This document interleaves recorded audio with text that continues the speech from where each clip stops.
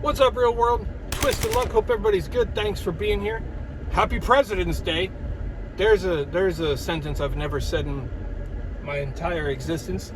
And yeah, happy fake holiday that nobody cares about. That sometimes there's like sales for, and some people get the day off.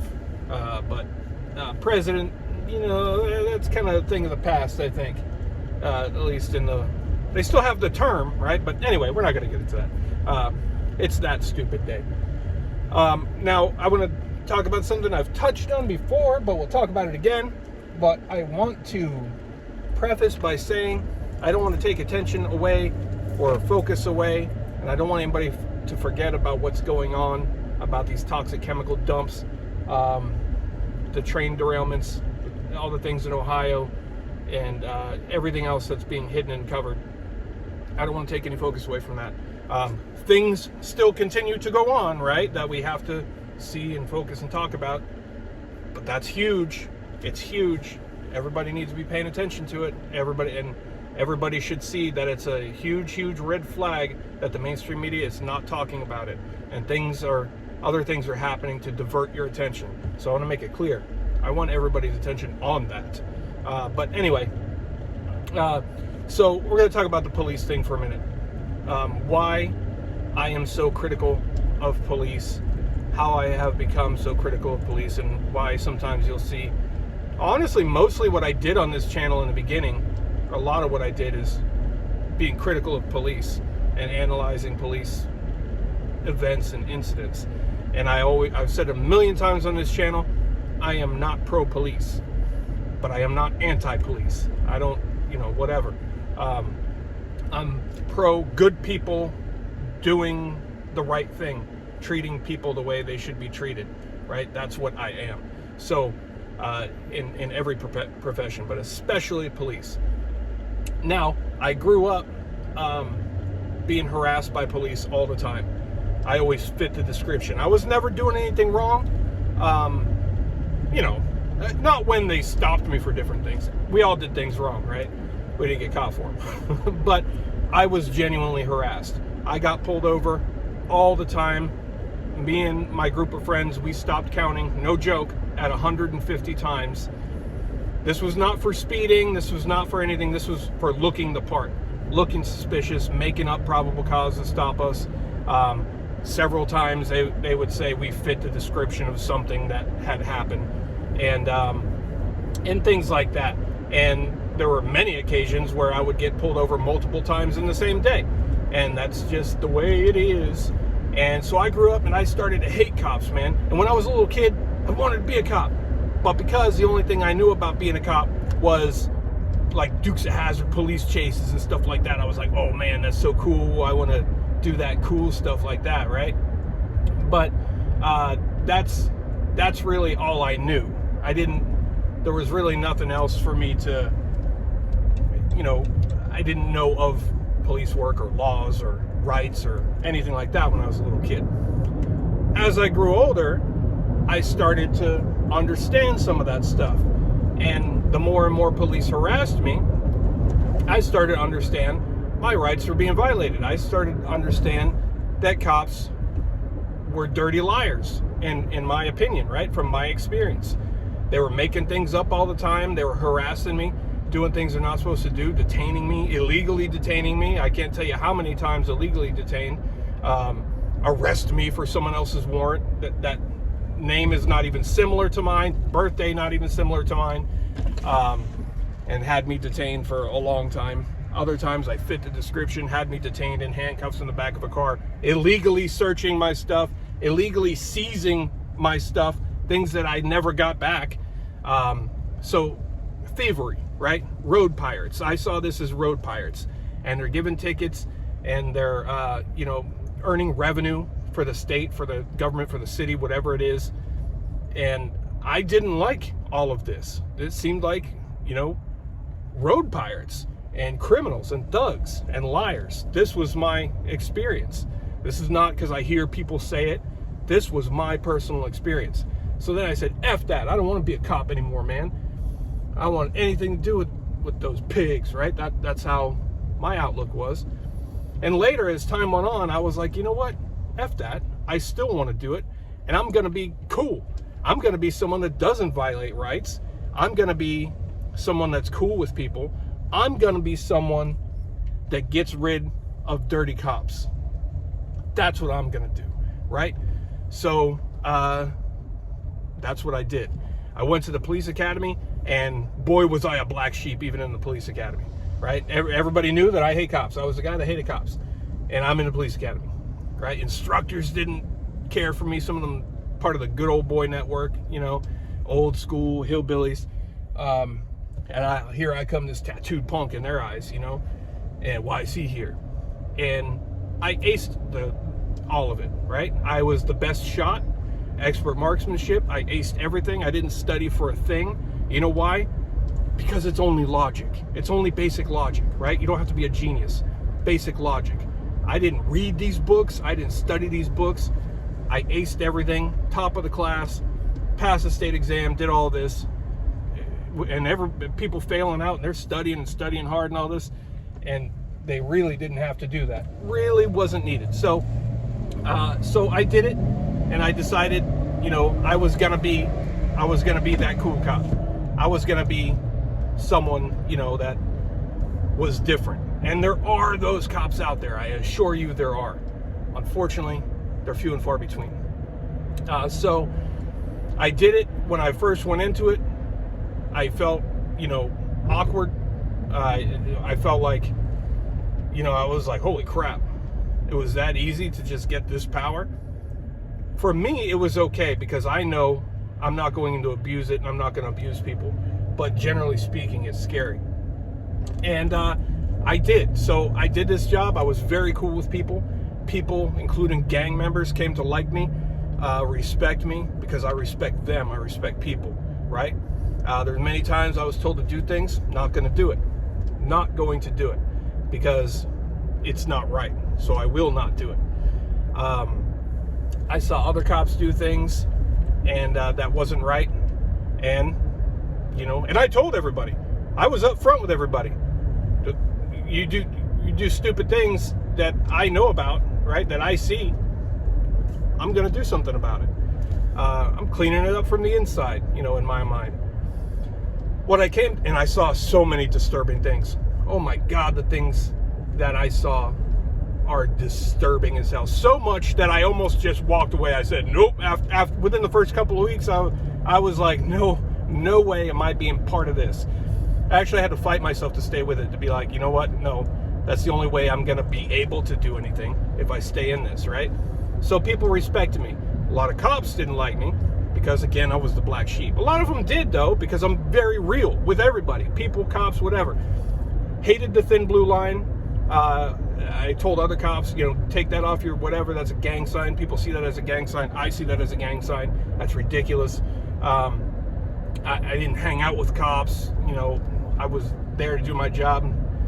You know, at the time, I had Facebook for a brief time. Cops would be like, oh, you won't be my friend on Facebook. I'm like, yeah, because I'm not friends with cops. And that's just the way it was, right? And you're talking to me here in real life, so grow up a little bit. And then that was only a brief time I even had Facebook, so I don't have that anymore. And I got cops, not just fired, but criminally charged. I saved people from bad cops. I did a lot of stuff, man, that a lot of cops honestly won't do. And when you got one bad cop doing something and another two cops seeing them do something but doing nothing about it, allowing it to happen, well, then that's three equally bad cops. And there's just so much of that. I mean, I can't even, the stories I could tell, it's just so much. And one person's not going to change the world. And, you know, it was never me. I never felt like, you know, this is not me. This is not me, right? I hated cops. And people would joke all the time. Somebody would be like, oh, I hate cops. I'd be like, oh, he hates cops more than you, you know, pointing to me. And it's true. And it just wasn't me. And eventually, you know, it became a time where enough was enough. But it also was always my mission to ensure cops are understanding the oath. I took that oath too, right? They don't make you know it. They don't make you know it. They raise your hand and repeat after me. All you got to do is say those meaningless words, right? And they're like, here's your badge and here's your gun. Go enforce laws that we're not even going to quiz you on to make sure you know. Literally. So you don't need to know the oath. And so many cops I knew were constitutional rights. I knew the rights of the people. That's what I want to protect. But that's not the case with most. And most of them don't even know it. So I've been on a mission for a long time to continue to do what I was doing, but just without the inconvenience of having to be directly associated with that. I don't like it. I didn't like being associated with it. I really didn't like a lot of things about it. But you know, but my mindset didn't change. So that's why I press cops. That's why I'm critical of stories of wrongdoing. And I'll point out a good cop if there's a good cop, right? And I definitely like to point out bad cops and encourage good cops to speak up and do things, because, you know, bad cops get good cops hurt. But so that's why, you know, I do things. That's why I'll sometimes go out and press cops, ask them the 5 elements of the First Amendment, and you'll see more and more of that, because that's an important thing. And pointing out, like I pointed out the other day with the cop on the, you know, parked on the sidewalk thinking he's above the law.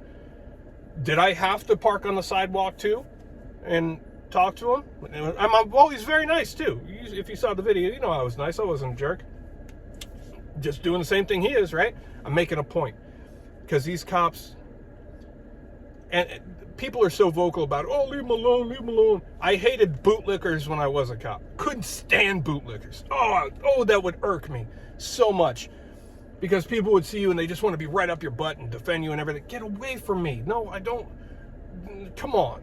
So, you know, bootlickers don't know any better. They just like, oh, the police can do no wrong. You know, and by that logic, all these criminal cops, well, they should be left alone because they're cops, right?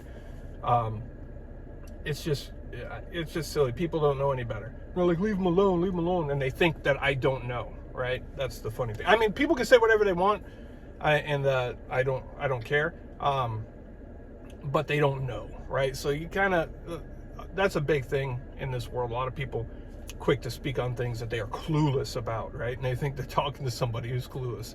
I assure you, I'm much more wise on the topic than all of them. So I don't go pick on cops, right? I don't pick on cops. I think it's something that everybody should be doing, to be making sure cops understand the Constitution, that they took an oath to uphold. Now, I understand a lot of people don't know the 5 elements. A lot of you people, some of you people might not know. That's okay. Everybody should know, right? You should know your rights. But when you're a cop and you take an oath to uphold something and protect something, well, you would think you should understand what it is you're supposed to be protecting, not violating. A lot of these cops violate it because they think they can. A lot of them violate it because they literally don't know it, and they're not above the law. So these are the way I do these things. I give the attitude and the respect that I get. I start out always giving people respect, and I will always do that. You cool with me, I'm gonna be cool with you. And this is something that more people should be doing, because this is police training. It's citizen training to the police, right? They need to know these things. They need to understand these things. They need to know they're not above the law. They need to know they're a citizen with a shiny name tag, right? Because that's exactly what it is. You have no more power to be a cop. But because of the position you're in, you should be quizzed by the public who you work for, to make sure you understand what you're doing and you're not doing any wrong, because you're in a position where it's very easy to do wrong, and it happens all the time. So this is something that I do. This is something I've always done, and obviously over the past couple of years I started recording it, and I will continue to do that. So, but that's a brief rundown of the history. You know, some people will be like, oh, you're just, you know, that's my brief history. That's how I came to want to do this. I didn't want to be associated with that anymore. It's too much. It's too much. The entire policing system needs to be reworked. a lot needs to change, because they're going to continue the same cycles. It's never about race. I never encountered anything about race. I encountered a lot of wrongdoing, but I never encountered anybody picking on somebody because of race. I never saw that. If anything, I saw more white people being victimized. And that's probably, I never broke down the stats, but that's the way it is. So, we cover a lot of things, and, some things aren't for everybody, but I figured there's a lot more people here than the last time I explained that a long time ago. So that's a brief history. That's why I press the police. That's why we should all press the police. I encourage everybody to always record interactions with the police. And there's people that have a problem with that, or without logic. They are recording for their protection. So why should not you record for your protection? You can say, well, they're recording, you could just get that.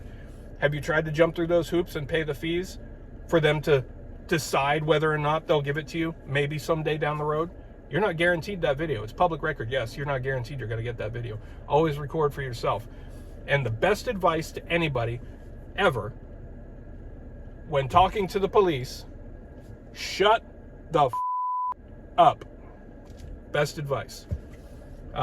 Police, unless it's just a casual encounter, police are not there to help you. They're not just there to say, hey, what's up? They might sound like they are, but that is not the case. So that's the best advice. I used to tell people that too. As a cop, I would tell people, shut up, shut up, shut up. They were talking to another cop. Shut up. You're only making it worse. Shut up. You're giving him evidence is what you're doing. Shut up. Play your cards. But shut up is the best advice I can give you. But we'll talk more about that. We'll do more of that. You'll see things pop up here and there about cop pressing. But one thing you will see, I'm always respectful. I'm not a jerk to anybody, unless you become a jerk to me. Then I can flip on my jerk switch. I have and I will. But that's that. So there's the explanation. I appreciate you. Thanks for being here. Twisted Luck Truth. See you soon.